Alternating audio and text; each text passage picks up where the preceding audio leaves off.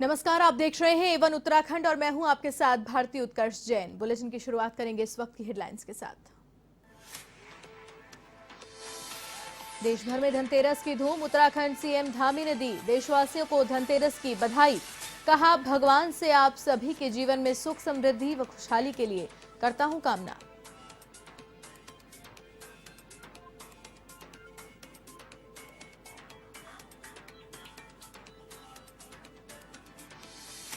Punjab CM Charanjit Singh Channi और कांग्रेस के अध्यक्ष नवजोत सिंह सिद्धू का उत्तराखंड दौरा, हरीश रावत से की मुलाकात। केदारनाथ धाम में की पूजा अर्चना।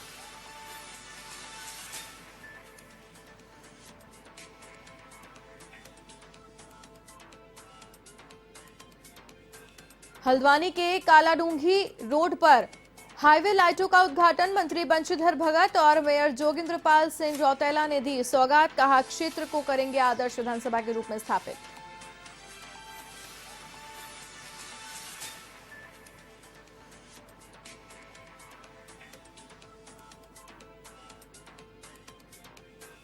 देहरादून के ऋषिपर्णा सभागार कलेक्ट्रेट में वैक्सीनेशन मेले का मेगा लकी ड्रॉ, जिलाधिकारी डॉक्टर आर राजेश कुमार रहे मौजूद। प्रथम पुरस्कार के रूप में इलेक्ट्रिक स्कूटी का किया जाएगा वितरण।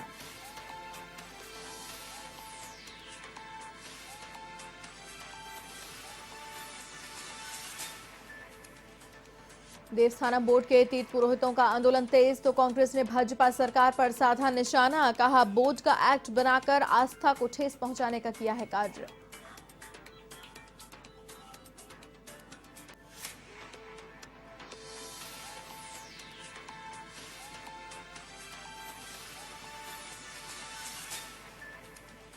देश भर में धनतेरस की धूम मची है और इसी को लेकर उत्तराखंड सीएम धामी ने देशवासियों को धनतेरस पर बधाई दी है और कहा है कि भगवान से आप सभी के जीवन में सुख समृद्धि व खुशहाली के लिए कामना करता हूं।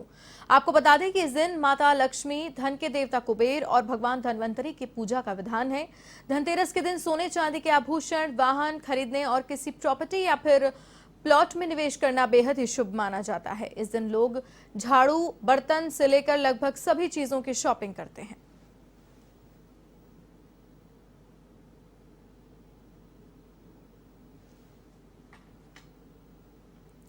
पंजाब कांग्रेस के अध्यक्ष नवजोत सिंह सिद्धू, मुख्यमंत्री चरणजीत सिंह चन्नी, प्रदेश प्रभारी हरीश चौधरी और विधानसभा अध्यक्ष केपी राणा हरीश रावत से मिलने उत्तराखंड पहुंचे और इसके बाद सभी नेता हरीश रावत के साथ केदारनाथ धाम गए और पूजा अर्चना भी की। इस दौरान नवजोत सिंह सिद्धू ने कहा कि कर्तव्य पथ से बड़ा कोई धर्म पथ नहीं।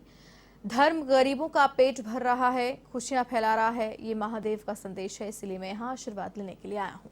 यही कामना है कि महादेव के आशीर्वाद से मैं अपने कल्याण को पंजाब के कल्याण के साथ मिला सकूं, जिससे पंजाब की जीत हो।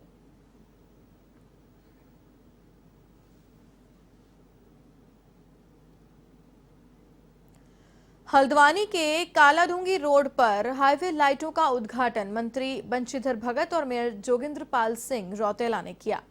जहां कैबिनेट मंत्री ने इसे नए शहर का निर्माण बताया, तो वहीं उनका कहना था कि सौंदर्यीकरण को लेकर कालाडूंगी विधानसभा में पंचकी चौराहा से लेकर कटघरिया तक नाहर को पाट कर सड़क चौड़ीकरण का कार्य किया जा रहा है। साथ ही विधानसभा क्षेत्र में पार्कों का निर्माण भी किया जा रहा है, जिससे कालाडूंगी विधानसभा अपने आप में आदर्श विधानसभा बन पाएगी।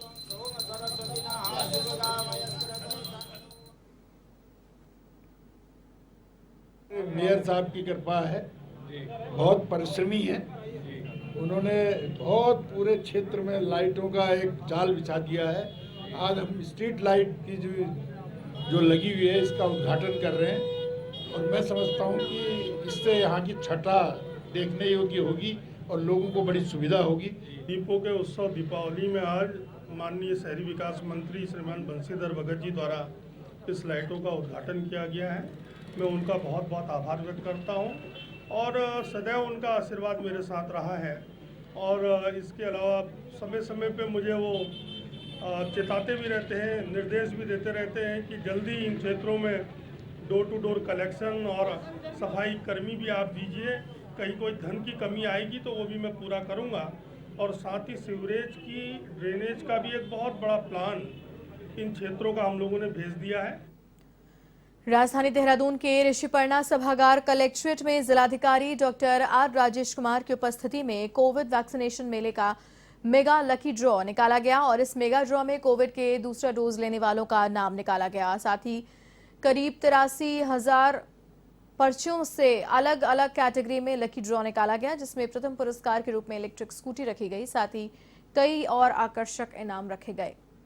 इस अवसर पर जिलाधिकारी डॉक्टर आर राजेश कुमार ने वैक्सीनेशन मेले में बढ़ चढ़कर प्रतिभाग करने के लिए जनमानस का धन्यवाद भी किया और मीडिया को कार्यक्रम के प्रचार प्रसार के लिए भी आभार व्यक्त किया।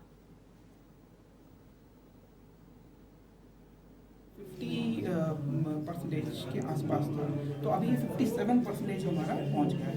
और इसमें एक चीज़ ये भी है कि ये पूरे जो आज हमने प्राइसेस हमें दिए हैं, ये स्मार्ट सिटी द्वारा केदारनाथ में देवस्थानम बोर्ड के तीर्थ पुरोहितों के आंदोलन ने जहां उग्र रूप ले लिया है, तो वहीं पूर्व मुख्यमंत्री त्रिवेंद्र सिंह रावत को भी यहां के तीर्थ पुरोहितों के भारी आक्रोश के बाद लौटना पड़ा, जिसे लेकर कांग्रेस के प्रदेश प्रवक्ता दीपक बलूटिया ने भाजपा सरकार पर जमकर निशाना साधा।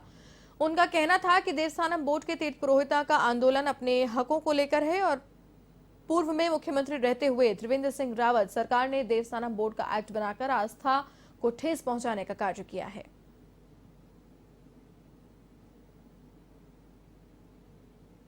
सारे देवी देवताओं का इस प्रदेश में वास है और एक पौराणिक व्यवस्था है हमारी कि जितने भी धार्मिक स्थल हैं वहाँ एक व्यवस्था रही है पुरानी, जिसमें तीर्थ पुरोहित और पुजारी जो हैं उसकी व्यवस्था को देखते हैं। भाजपा सरकार ने उन तीर्थ पुरोहितों के और पुजारियों के अधिकारों को छीनने का काम किया देवस्थानम बोर्ड बना करके, और उनकी मांग पर आज भी एक खाना पूर्ति करके कमेटी बनाई गई, उनकी मांगों को भी नहीं सुना गया।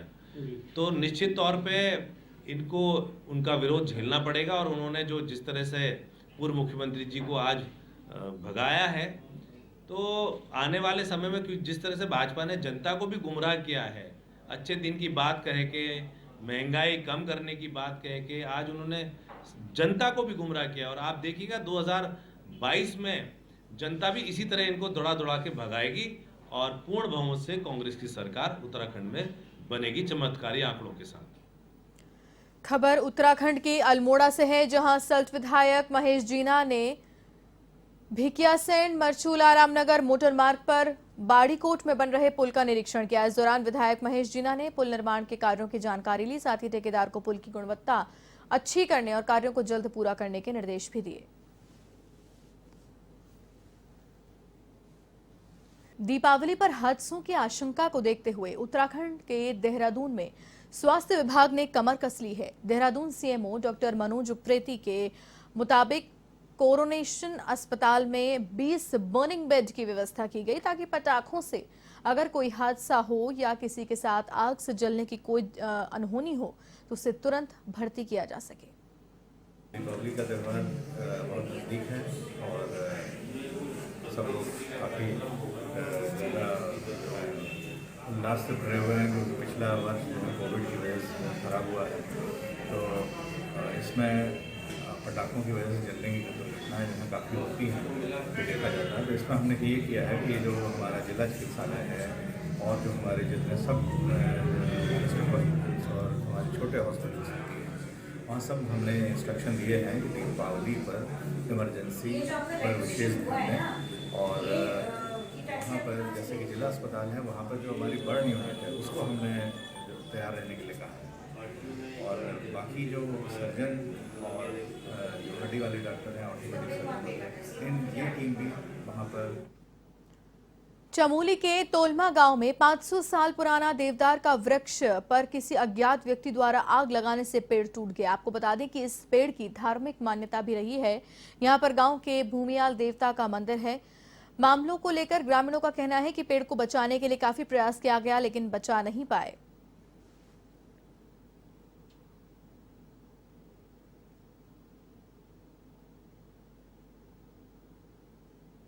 एक प्राचीन देवदार का वृक्ष जो है कि वहाँ पर भूमियाल देवता मंदिर के सामने था और लगभग 500 साल वर्ष पुराना, इससे भी ज़्यादा हो सकता है। और उसकी मोटापा जो है कि 49 फीट मोटा और इसको देखने के लिए देश विदेश के लोग आते थे। किसी अज्ञात लोगों ने इस पर जो है कि आग लगा दिया गया है।